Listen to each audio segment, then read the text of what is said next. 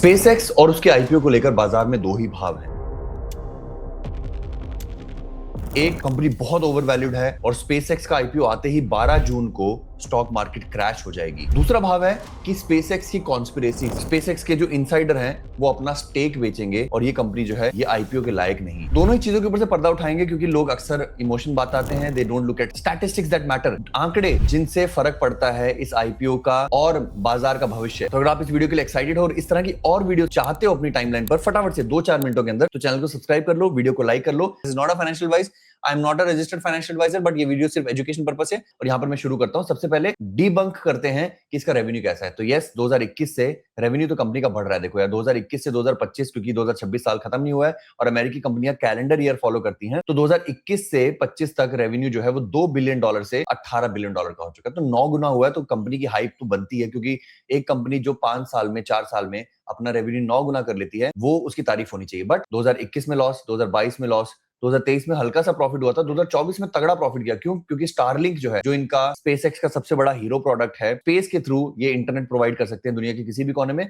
उसको 23 लाख कस्टमर्स ने यूज किया। तो उसके प्राइसिंग के कारण, उसके रेवेन्यू के कारण ये प्रॉफिटेबल हुए। बट वहीं 2024 में $14 बिलियन के रेवेन्यू के बावजूद, तो वहीं 2025 में $18 बिलियन के रेवेन्यू के बावजूद $5 बिलियन का लॉस हुआ, क्योंकि इसमें से ज्यादातर पैसा जो लगा वो XAI, जो इनका नया AI इनिशिएटिव है, जिसमें ट्विटर, टेस्ला सबको फायदा होगा, बट ये इसका खर्चा जो है वो स्पेसएक्स पर डाला गया है। हालांकि रेवेन्यू 9 गुना हुआ है, बट कंपनी के लिए सबसे बड़ा रिस्क फैक्टर क्या है? 2025 के रेवेन्यू के हिसाब से 61% ऑफ कंपनी का रेवेन्यू अभी भी स्टारलिंक से आ रहा है, जो कि इंटरनेट प्रोवाइडर है इनकी कंपनी का। थोड़ा बहुत रेवेन्यू जो है वो गवर्नमेंट के लॉन्चेस से आता है। नासा और दुनिया की बाकी सरकारें भी अपने रॉकेट्स को लॉन्च करने के लिए इक्विपमेंट्स, मटेरियल, इंटेलिजेंस और प्लेटफॉर्म प्रोवाइड करने के लिए स्पेसएक्स को कुछ पैसा देती हैं। कंपनी का नाम स्पेसएक्स है, बट इसका जो रेवेन्यू स्पेस के थ्रू आ रहा है, without Starlink, without internet company, वो बहुत ही कम है। वो पूरी कंपनी के रेवेन्यू का मात्र 1/4 भी नहीं है। कंपनी जो फ्यूचर बेट कर रही है वो एआई पर कर रही है, जो इस समय इसका कैपिटल बर्नर भी है। 2025 में XAI ने सिर्फ $3 बिलियन का रेवेन्यू दिया था और उससे 2 गुना ज्यादा लॉस। अब XAI है, उसके क्या फायदे होंगे,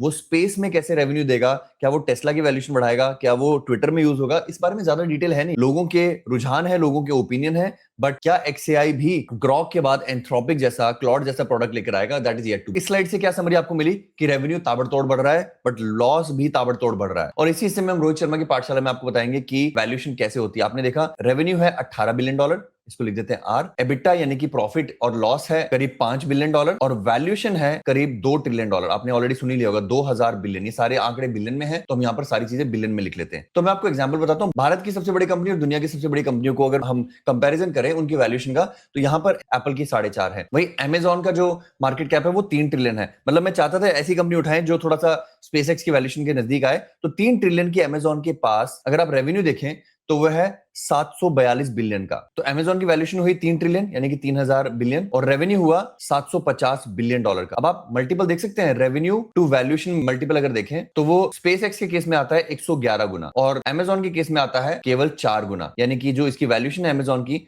वो रेवेन्यू के मुकाबले केवल 4 गुना है। तो यहां पर रेवेन्यू के मुकाबले में तो ये कंपनी बहुत ओवर वैल्यूड है। और आप बिल्कुल नहीं चाहेंगे कि मैं प्रॉफिट पे कंपेयर करूं। दुनिया की सबसे बड़ी कंपनी, सबसे ओवर वैल्यूड कंपनी, 5 ट्रिलियन की एनवीडिया का प्रॉफिट कितना है? प्रॉफिट है 141 बिलियन। तो अगर हम एनवीडिया की बात करें तो 140 बिलियन के प्रॉफिट के साथ वो 5 ट्रिलियन की वैल्यूएशन लेकर चल रही है। यानी कि प्रॉफिट से अगर हम कंपैरिजन करें तो प्रॉफिट मल्टीपल वो आता है करीब करीब 35 गुना। अगर आप यही चीज स्पेसएक्स के देखें तो बहुत कम ऐसी कंपनीज हैं जो 1 ट्रिलियन या आधे ट्रिलियन से ज्यादा है और जो लॉस मेकिंग है। तो यानी कि इसका जो मल्टीपल हुआ एबिटा यानी कि प्रॉफिट टू वैल्यूएशन का जो मल्टीपल हुआ वो हुआ -400 गुना। Not acceptable. ठीक है, तो कंपनी की वैल्यूएशन आपको क्लियर हो गई, फंडामेंटल समझ में आ गए। अब बात करते हैं कि क्या ये कंपनी मार्केट को डुबो देगी। देखो यार, मैं आपको सही बताऊं, मैंने इसकी रियलिटी देखी है। कंपनी $80 बिलियन रेस करेगी। 2 ट्रिलियन को भूल जाओ। ऐसा नहीं कि कंपनी मार्केट जो है वो $2 ट्रिलियन, $2000 बिलियन इसमें लगाने वाली है। They are only raising $80 billion.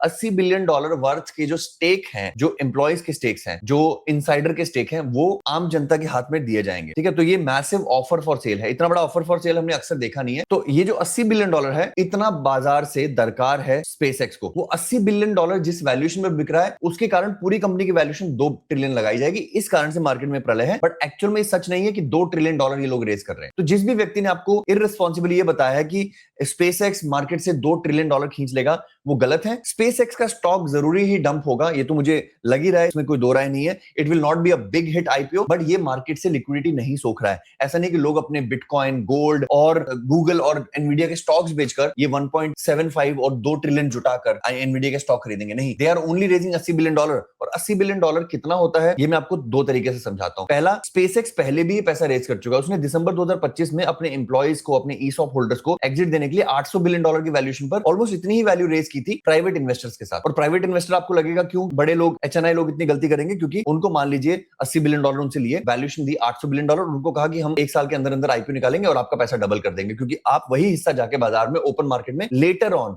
After the IPO बेच सकते हो एट 1.75 ट्रिलियन या 2 ट्रिलियन की वैल्यूएशन पर। और मैं आपको ये भी बताऊं, ये $80 बिलियन जो ये बटोर रहे हैं ना, इतना एंथ्रोपिक जो कि क्लॉड की पेरेंट कंपनी है, वो नाश्ते में खाता है। 3 दिन पहले उसने $65 बिलियन रेज किए हैं और फरवरी में उसने $30 बिलियन रेज किए हैं। बाजार में इतनी लिक्विडिटी है कि ये $80 बिलियन के स्पेसएक्स के आईपीओ को आराम से स्पॉन्सर किया जा सकता है without moving a needle in the market. वहीं ओपन एआई को देख लीजिए, जो चैट जीपीटी कंपनी है, जो क्लॉड के आने के बाद दबाव में है, उसने 31 मार्च को $122 बिलियन रेज किए। तो अब आपको लग रहा होगा कि $80 बिलियन का रेज जो है, $80 बिलियन का आईपीओ जो है, ये कुछ भी नहीं है। वैल्यूएशन 2 ट्रिलियन की है, आईपीओ $80 बिलियन का है। समझिए, नए एक्रोनिम सीखना जरूरी है। तो अब मेरी समरी है, दुनिया की बेशुमार बड़ी कंपनियों के मुकाबले मार्केट कैप जरूर स्पेसएक्स की यहां आने वाली है। It will sit in the top 7 और 8, बट उसका रेवेन्यू और प्रॉफिटेबिलिटी तो कहीं दूर दूर अच्छी कंपनियों के नजदीक नहीं आती है। तो स्पेसएक्स 2 ट्रिलियन की वैल्यूएशन शायद लंबे समय तक होल्ड ना कर पाए, but at the same time ये छोटा सा $80 बिलियन का raise is not going to move the market a lot. Don't worry, आपके बैग एकदम से डंप नहीं होंगे। This will be nothing burger.